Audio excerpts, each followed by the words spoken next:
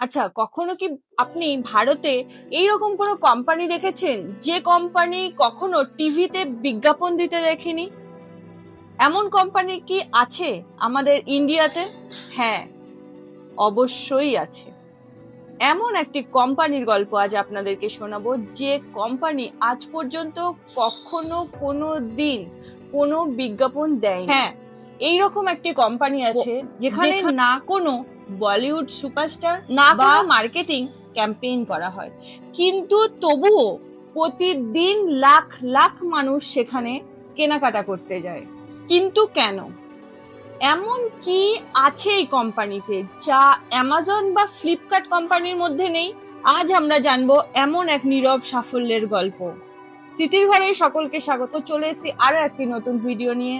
আজ আমি স্মৃতি আপনাদের সামনে। এতক্ষণ ধরে আপনাদের সামনে যে কোম্পানির সাফল্যের গল্প বললাম, সেই কোম্পানি আর কোনো কোম্পানি নয়, সেই কোম্পানি হলো ডিমার্ট। যেখানে আমরা হয়তো প্রত্যেক মাসে অথবা মাসে 2-3 বার যাই নিজের ইচ্ছেতে। সেখানে আমরা আমাদের দৈনন্দিন প্রয়োজনীয় জিনিস সেখান থেকে কিনি। সেখানে এমন কোনো জিনিস নেই যেটা পাওয়া যায় না। সেখানে গ্রোসারি থেকে শুরু করে আমাদের জামা কাপড় পর্যন্ত এভরিথিং একই ছাদের তলায়। শুরুটা কিভাবে ছিল? শুরুটা ছিল শেয়ার বাজার থেকে। ডিমার্টের প্রতিষ্ঠাতা স্যার রাধাকিষাণজি ছিলেন একজন সফল শেয়ার বাজার বিনিয়োগকারী। তিনি শুধুমাত্র সংখ্যাই দেখাতেন না, তিনি মানুষের অভ্যাসটাও বুঝে গেছিলেন। তিনি বুঝেছিলেন যে দীর্ঘ মেয়াদ টিকতে গেলে সব থেকে বেশি প্রয়োজন যেটা, সেটা হচ্ছে ধৈর্য। ধৈর্য হচ্ছে বড় অস্ত্র। আর সেই চিন্তা ভাবনা আর সাথে ধৈর্য তাকে একটা বড় ব্যবসার দিকে এগিয়ে নিয়ে যায়। তিনি একটি বিষয় খুব ভালো করে লক্ষ্য করেছিলেন, যে মানুষ মোবাইল কেনা পিছিয়ে দিতে পারে, মানুষ গাড়ি কেনা পিছিয়ে দিতে পারে, কিন্তু তাদের দৈনন্দিন প্রয়োজনীয় চাল, ডাল, নুন, তেল এগুলো তো মানুষ কিনবেই। আর এই ধরনের নিত্য প্রয়োজনীয় জিনিস মানুষ খুব কম দামে ও ব্র্যান্ডেড পেতে সকলেরই ইচ্ছে করে। কি করে তো, যে কম দামে ভালো জিনিসটা আমরা কিনে নিয়ে বাজার থেকে বাড়ি আসবো, এরকম আমাদের সকলেরই মনে হয়। উনি সেটাকেই ওনার অস্ত্র বানালেন, আর এটার থেকেই জন্ম নিল ডিমার্ট। ওনার এই সহজ কনসেপ্ট থেকেই জন্ম নেয় ডিমার্টের। সালটা 2002। মুম্বাইয়ের পাওয়াইয়ে প্রথম ডিমার্ট স্টোর খোলা হয়। আমরা অনেকেই ভাবি ডিমার্ট শুধুমাত্র ডিসকাউন্ট দেয় বলেই এতটা জনপ্রিয়। কি আমাদের এটা মনে হয় তো, অনেক সময় আমাদের মনে এই প্রশ্নটা কখনো কখনো আসে যে ডিমার্ট প্রচুর পরিমাণে ডিসকাউন্ট দেয়, যার জন্য ডিমার্ট এতটা জনপ্রিয়, তাই তো? কিন্তু আসল রহস্য সেখানে নয়। আসল রহস্য লুকিয়ে আছে ঠিক অন্য জায়গায়। কোথায়? উনি ডিসকাউন্ট দেয় বলে শুধুমাত্র ডিমার্ট ফেমাস বা ডিমার্ট এতটা জনপ্রিয় এটা ঠিক নয়। হ্যাঁ, উনি ডিসকাউন্ট দেয়, কিন্তু ডিসকাউন্টটা উনি কিভাবে দেয়? উনি খরচ কমিয়ে ডিসকাউন্ট দেওয়া শুরু করেন। যেখানে অন্য কোম্পানি বছরের পর বছর জমি ভাড়া নিয়ে সেইখানে বিজনেস করছে, কিন্তু ডিমার্ট কি করছে? ডিমার্ট সুযোগ পেলে জমি কিনে নিয়ে নিজের জমিতে বিজনেস করছে। এখানে তার খরচটা বেশ অনেকখানি কম হয়ে গেল। এছাড়া তারা কি করে? সরবরাহকারীদের খুব তাড়াতাড়ি তাদের টাকা পরিশোধ করে দেয়, ফলে তারা নেক্সট টাইম যখন কোনো জিনিসপত্র কেনে, সরবরাহকারীদের কাছ থেকে অনেকটা কম দামে পণ্য পেতে পারে। এরপর কি হয়? এরপর এই সুবিধাটাই তারা কম দামে গ্রাহকদের ফিরিয়ে দিতে পারে। উনি কিন্তু কাস্টমারের মনটাও খুব ভালোভাবে বুঝতে পেরেছিলেন।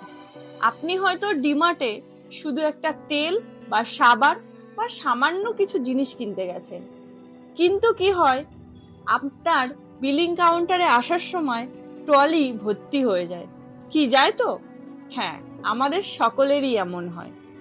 উনি এই কনসেপ্টটা খুব ভালোভাবে বুঝতে পেরেছিলেন, যে যদি আমরা কম দামে কাস্টমারকে স্যাটিসফাই করতে পারি, তাহলে কাস্টমার যেখানে একটা জিনিস কিনতে আসবে, সেখানে কাস্টমার একটা জিনিস না কিনে কাস্টমার 5টা জিনিস কিনে নিয়ে যেতে পারে।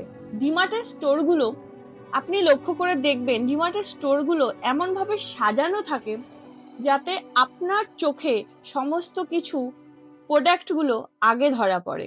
আর সাথে সেখানে সুন্দর করে লেবেল করে দেওয়া থাকে যে কত পার্সেন্ট ডিসকাউন্ট আছে একটা প্রোডাক্টের ওপর। এটাই হলো রিটেল সাইকোলজি। আরেকটা জিনিস আপনারা খুব ভালো করে লক্ষ্য করে দেখবেন, ডিমার্ট হোক বা যে কোনো শপিং মল, আমরা যখন যাই সেখানে কিন্তু কোনো ওয়াল ক্লক থাকে না। কারণ আমাদের মনে কি কখনো এই ধরনের প্রশ্ন আসে না যে কেন ওয়াল ক্লক থাকে না? কারণ আমরা, এটা একটা ভীষণ বড় সাইকোলজি, কারণ আমরা কোনো জিনিস কিনতে কিনতে যেন আমরা নিজেদের টাইমটা দেখতে না পাই। কারণ টাইম যদি আমরা দেখি তাহলে কিন্তু জিনিসগুলোর দিকে আমরা নোটিস কম দেব। ডিমার্টের প্রতিটি জাক, প্রতিটি পথ, প্রতি পণ্যগুলো এমন ভাবেই রাখা থাকে যাতে সেখানে কাস্টমারের আই কন্ট্যাক্ট, কাস্টমার খুব ভালোভাবে জিনিসগুলো চোখে পড়ে।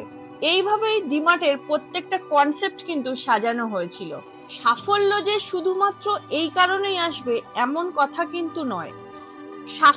তাদের সাফল্যের আরো কিন্তু অনেকগুলো কারণ ছিল।